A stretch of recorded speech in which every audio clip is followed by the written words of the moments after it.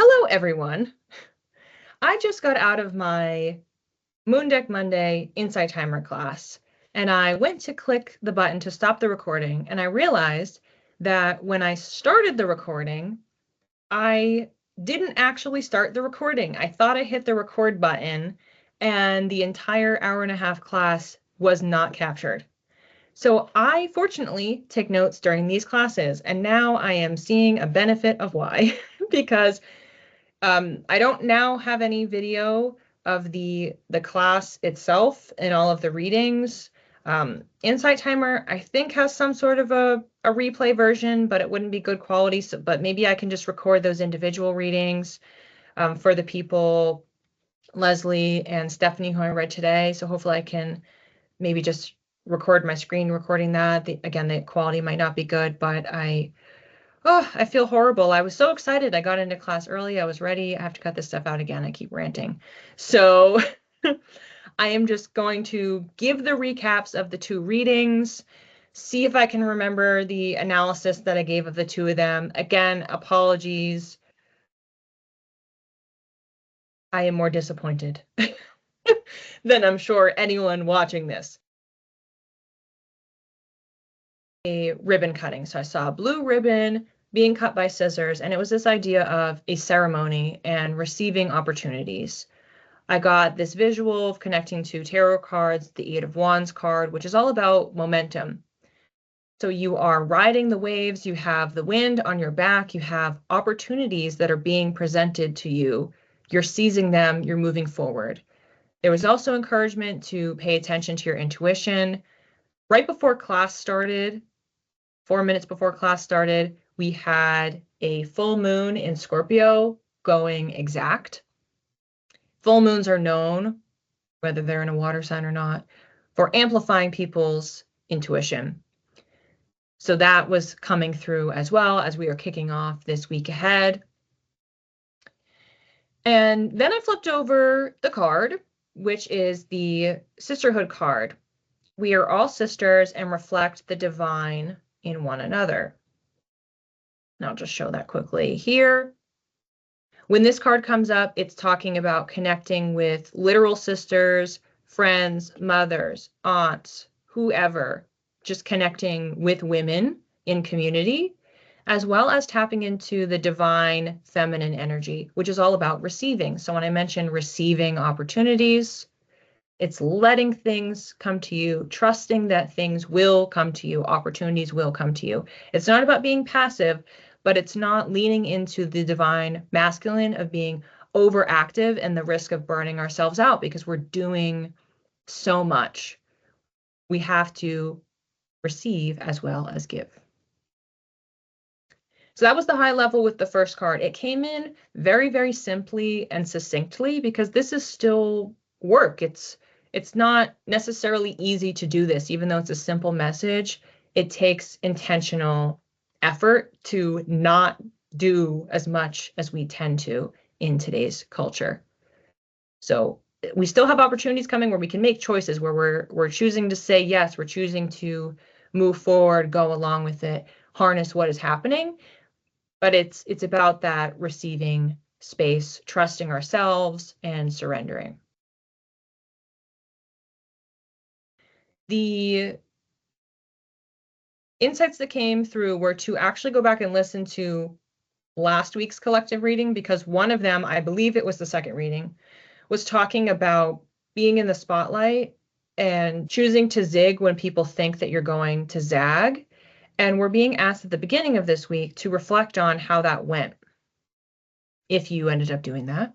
But thinking about last week, the decisions you made, the effort that you put in, how did that all shake out? And then leaning into gratitude for what worked, where you are now, things that you've learned. This is also perfect for a full moon, which typically the rituals that I suggest for people are reflection. Normally for a full moon, you reflect approximately 6 months back and you look at the new moon in the same sign. And then you are doing some sort of gratitude practice. What did I achieve? What did I accomplish? Where am I now? How have I grown? What did I learn? And then the next image that came through was spinning our wheels. So it's like we're in a car, we're stuck in the mud, the wheels are spinning and we're not going anywhere. So in the first reading, we were talking about having momentum. In the second reading, we're stuck.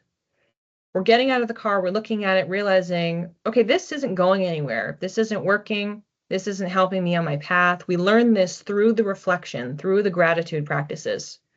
And then we choose to venture. We go off-road. This is where I flipped over the first card within the second reading because 2 of them came through. And this is the wild card. I unleash my wildness and choose to be free. As you can see, something that is really perfect about this card is we have a full moon on the card. And the wildness is going into the wild, going off of the main path, the road, in uncharted territory, seeing where it takes us, trusting ourselves, the freedom to leave what's not working, release ourselves from the blocks. Again, releasing, great for a full moon. And the second part of this reading, I was checking in, okay, well, what are we doing on this path? This, impulsive, spontaneous decision to leave behind the path that we were on, which is stalling us, which is blocking us, preventing us from moving forward. Where are we going? And so I see us in this week ahead, and we have a backpack on. It's one of those water backpacks, which has the straw in it. So you're taking the sip of water, you put on your sunglasses, you have on your sunscreen, and you're really present. You're totally immersed in nature. You're watching the leaves, the birds, feeling the ground beneath your feet.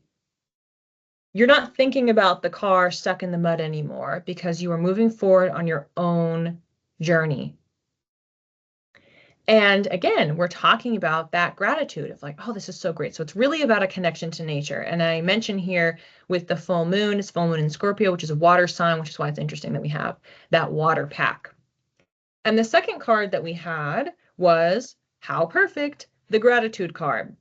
I live each moment with a presence of gratitude. So we have the emphasis on being really, really present and gratitude, perfect for a full moon. So this whole second reading was very, very locked in to the Scorpio full moon energy, which is what we're harnessing as we go through this entire week ahead of May 12th to May 19th.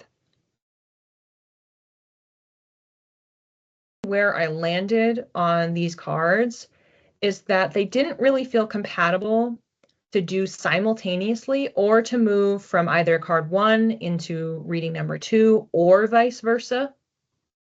I did want to highlight the intersections between them. So in the first card, we were talking about momentum. So there was an action of moving forward, but it was coming from receiving and us going inward, not in a reflection type way like we were for the second one, but in trusting ourselves, leaning into our intuition, and in connecting to community or connecting with fueling that divine feminine, which can come in different ways, one of which is being in a state of trust and surrender. And then for the second reading, we were talking about moving forward on a path and we're stalled. We can't move forward. So that's where we had this motion piece. And we were also making a choice. So for both of them, the through line was, are we moving forward or are we not? And so how you can tell if you are in the first reading or the second reading is if you are moving forward this week. The part that may be confusing is, well, when I decide to go off-road, I'm walking on a path, so aren't I moving forward? Yes, but for the second reading, we are spending a chunk of this week reflecting. We're reflecting on how things have been going, where we are now, identifying our blocks, what needs to be healed.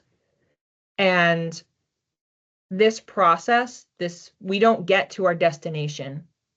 We don't get to that viewpoint the end of this week. It came through as a 2 to 3 week process. So all we are getting through this week is we're completing that reflection phase and we're leaning into being present, being grateful as we are moving down the path. This one is still in motion as well, but we have opportunities, we're making choices, and what we're leaning into is trusting our gut in, should I take this opportunity? Should I not take this opportunity? Is it for me or not? And listening to our voice, the women around us, and connecting to that greater sense of trust. Thank you for watching this recap only version of the week ahead. And hopefully I can have a week here where I click the right buttons. And yeah, I hope to see some of you in my class on Wednesday. We're doing psychic development classes. That is at 11 a.m. Eastern time. Sunday, I have my meditation and journal prompt practice. You can check my schedule and Insight Timer for that. But also, I have my book that came out. So I was part of a multi-author project, and the book released today. So if you would like to purchase that as an ebook, paperback, but you can go to my website, link in bio, and get all those details. Someone did mention, I was talking about this at the end of my class, somebody mentioned that they got the book when I mentioned it last week. And I'm chapter 20, and she jumped in and she read my chapter first and is now going to read the other chapters. And it was so nice. Like, it made me so happy to hear that. Like, oh my gosh, somebody got my book and then read my chapter and she loved it and she was very complimentary. So I'm going to be reading the book as well. Obviously, I've already read my own chapter because I had to write it and edit, but I'm looking forward to reading everyone else's chapters as well. So if you do end up getting the book, which is called Soul Rising, please let me know your thoughts on my chapter, the book overall, so you can reach out on my socials or email me through the email on my website.